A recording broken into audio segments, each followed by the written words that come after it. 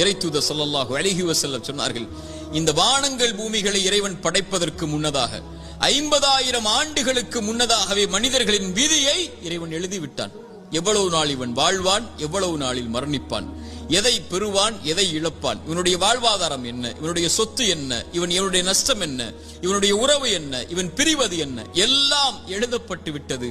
வானங்கள் பூமி படைப்பதற்கு 50,000 ஆண்டுகளுக்கு முன்னதாகவே தாயுடைய கருவறையில் அவன் இருக்கும் போதே மீண்டும் அதை உறுதிப்படுத்தினான். இறைத்தூதர் ஸல்லல்லாஹு அலைஹி வஸல்லம் சொன்னார்கள், நல்லா கேட்டுக்கோங்க, உள்ளத்தை தட்டி இந்த ஹதீஸ் அந்த உள்ளத்துக்கு சொல்லிக் கொடுங்க. எந்த ஒரு உயிரும் இந்த உலகத்தில் இருந்து மரணிக்காது அதனுடைய வாழ்வாதாரத்தை முழுமையாக்காமல். சுப்ஹானல்லாஹ், மீண்டும் சொல்கிறேன், எந்த ஒரு உயிரும் இந்த உலகத்தில் இருந்து மரணிக்காது அதனுடைய வாழ்வாதாரத்தை முழுமையாக்காமல். இவன் எதை பெறுவான், எதை இழப்பான், இவனுடைய சொத்து என்ன, இவனுடைய செல்வம் என்ன,